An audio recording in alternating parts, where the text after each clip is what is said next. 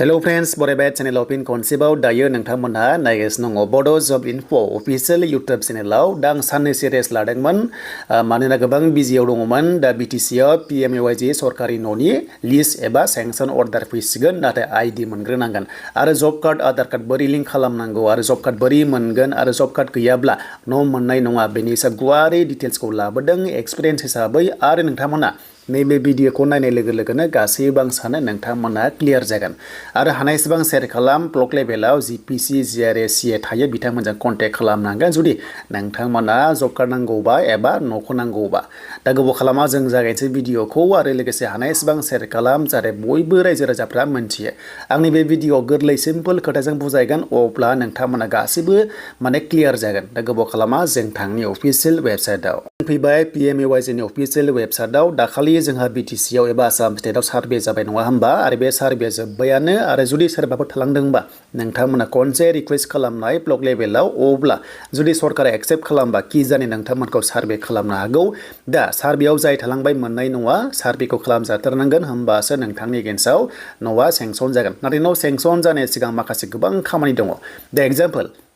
दाखालि जायफ्रा सार्भे खालामजाबाय नोंथांमोननि नामा एबा नोंथांमोननि नामाव ID फैसिगोन दे आरो बे ID खौ BTC वाइसआवहाय हरनाय जागोन आरो जेब्ला हरो नोंथांमोना BTC अफिसाव स्टाफनायखौ मोननो हागोन नोंथांमोननि BTC अफिसाव नाथाय मोनसे मोजां अपसनबो दङ जुदि नोंथांमोना ID खौ नायनोब्ला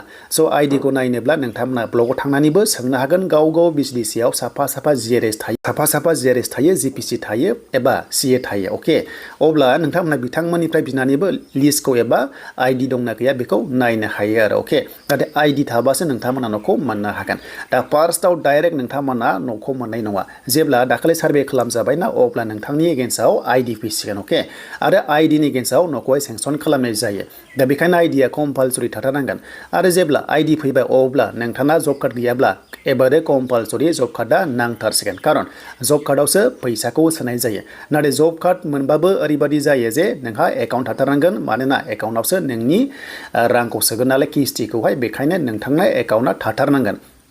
दानिया दाखालि सार्भे खालामनाय टाइमाव सोरनाबा जब कार्ड गैयाबा जानो हागौमोन अब्लाबो सार्भे जादों खुनु टेनसन गैया नाथाय एबार ID फैनाय लोगो लोगो नोंनि नामाव ID फैसिगोन नालाय बेखायनो जब कार्डखौ नांथारसिगोन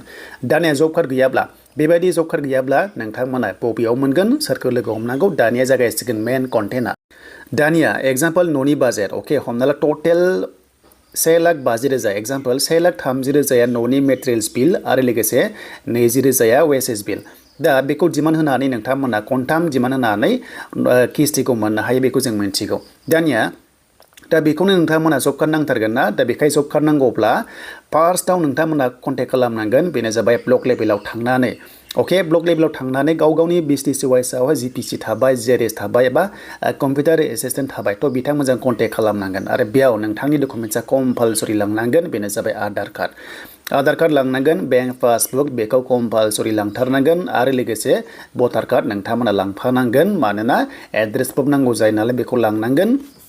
देन बेखौ होनाय लोगो लोगो सानसेयावनो नोंथांमोना जब कार्डखौ मोनगोन अके आरो मोनसे बाथ्रा जब कार्ड मोनाब्लाबो माने बुकखौ एबा जिनोखि जोंहा बिजाब होनना बुंनांसिगोन लेखाखौ मोनाब्लाबो ID खौ नोंथांमोना जब कार्ड नाम्बारखौ मोनग्रोगोन आरो अके होमबानो जायो लेखाखौ लासै लासै मोनलांबाय थायो दा बेखायनो थाबैनो कन्टेक्ट खालामदो ब्लक लेभेलाव GRS GPC जों अब्ला नोंथांमोना जब कार्डखौ बेबायदिखौ हरनाय जागोन आरो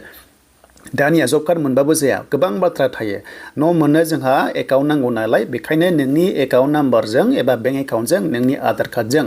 लिंक जानाय जाथारनांगोन होमबासो दानि जुगाव सरकारि रांखौ मोननो हायो आरो लिंकआ खायसे ओरैबादि जाया जेराव नोंनि आधार कार्डजों बेंकनि नामजों दा खायसे लिंक जाया ओरैबादि जायो जे नोंनि आधार कार्डजों बेंकनि एकाउन्ट नामजों गोरोबा एबा स्पेलिंआ गोरोबा मिसमेट्स थायो अब्ला लिंकआ जानाय नङा आरो जुदि लिंकआ जायाबा फैसाया हाबनाय नङा दा बेखायनो लिंक खालामनोबा मोजां अपसन दङ नोंथांमोना कारेक्सन खालामनांगोन नामखौहाय आधार कार्डखौहाय होमबासो बेंक एकाउन्टजों लिंक जाथारगोन आरो दा लिंक जाथारनांगोन होमबासो जिनोखि PM किसान जा सरकारि न'नि फैसा जा बा गुबुन गुबुन राङारि अनसुंथाइ जा माने दानिया बेंकआव हाबो आरो अके माने लिंक नांथारगौ दा बेखिनि गोरलै खोथा बुजिबाय ब्लक लेभेलाव थां जिपिसि जिआरए जों सावराय लोगो लोगो सानसेयावनो नोंथांमोना जब कार्ड मोनगोन आरो जब कार्ड नांथारगोन जुदि जब कार्ड गैयाबा नोङो न'खौनो मोननाय नङा हाजार नोंनि नाम फैब्लाबो नोङो माने मोननाय नङा दा बेखिनि बुजिबाय आरो दानिया फैबाय जे लास्टआव सोरहाबा जुदि न'खरावनो जुदि हमना ला जमा दङमोन जब कार्डआव अब्ला बेखौ दानस्लायनो हायो नोंनि गार्जेननि एबा नोंनि मादार फादार बिमा बिफानि नामखौ एक्सट्रा दोननानै आरो नों जुदि जुदा जाबायब्ला थ' नोंनि नामाव माने गोदान जब कार्ड एप्लाइ खालामनो हायो नाथाय अफिसियेलि प्रसेसजों थांनांगोन बेखौ खायसेखौ नोंना हाबखाबाय नालाय जब कार्डआव बेखौ दाननांगोन आरो जुदि नोंनि नामा सिगांजों दंफायोब्ला बेखौ दाननानै गोदान जब कार्ड दिहुननांगोन बेखौबो अपसन दङ